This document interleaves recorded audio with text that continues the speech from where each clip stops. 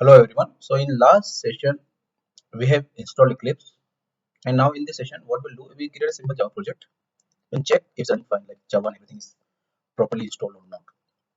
So to create a Java project, you can directly click here, create Java project, or you can go to File, New, click File, New, sorry,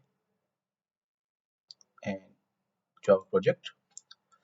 Then you provide just name to Java project. I'm just creating simple, and you can see that is creating this project in C my workspace and the project name sample. So all your code of sample project will be saved here, and then just directly click finish.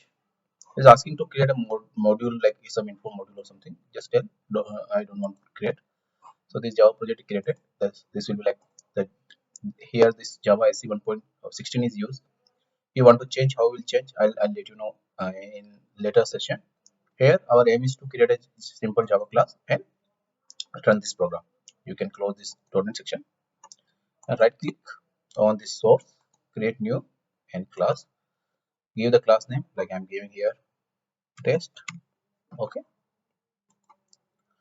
now your Java class is created. Now what we'll do, we create a main method. So just type main and do control shift.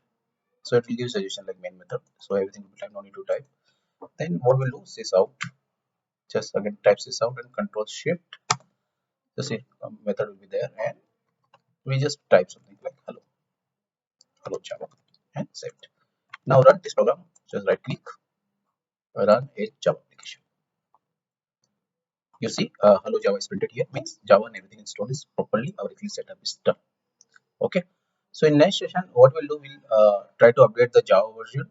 Plus, we will create a Maven project. So till then, bye. Thank you for watching.